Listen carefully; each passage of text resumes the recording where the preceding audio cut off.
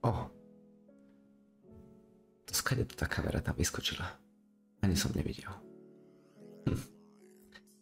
No nič. Hej, už je večer. A deň číslo 7, ako môžete vidieť.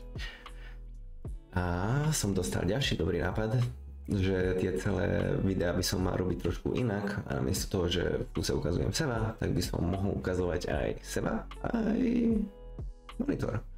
Takže toto je program, ktorý používam na trackovanie, môžeme rovno s tým začať. Ako vidíte, dneska mám odtrackovaných 2 hodiny a 46 minút.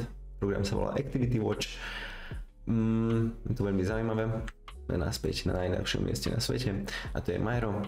A deň číslo 7, 39. Oh yeah. Takže som robil dneska nastavenie mikrofónu a som sa hlavne sústredil na webovú stránku. Na stránke som pridal nejaké rozšírenia. Tie rozšírenia nejaké vylepšujú alebo začo pridávajú pre stránku. Ďalej som sa zaregistroval na Stripe a som sa začal registrovať na PayPal. Je to platobná brána, cez ktorú ľudia tiež vedia platiť.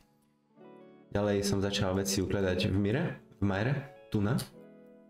A vytvoril som novú časť zvlášť pre webovú stránku, kde vlastne začnem to dajak pekne organizovať, nejak tom mám prehľad. Kebyže treba, zajtra je taký plán, že tu urobím poriadok a chcel by som, nakoľko už budeme mať jeden týždeň oficiálne, takže chcel by som z toho urobiť nejakú rekapituláciu a pozrieť sa, že čo všetko sme stihli za týždeň. To je asi všetko. Vidíme sa zajtra. Teším sa. Čaute.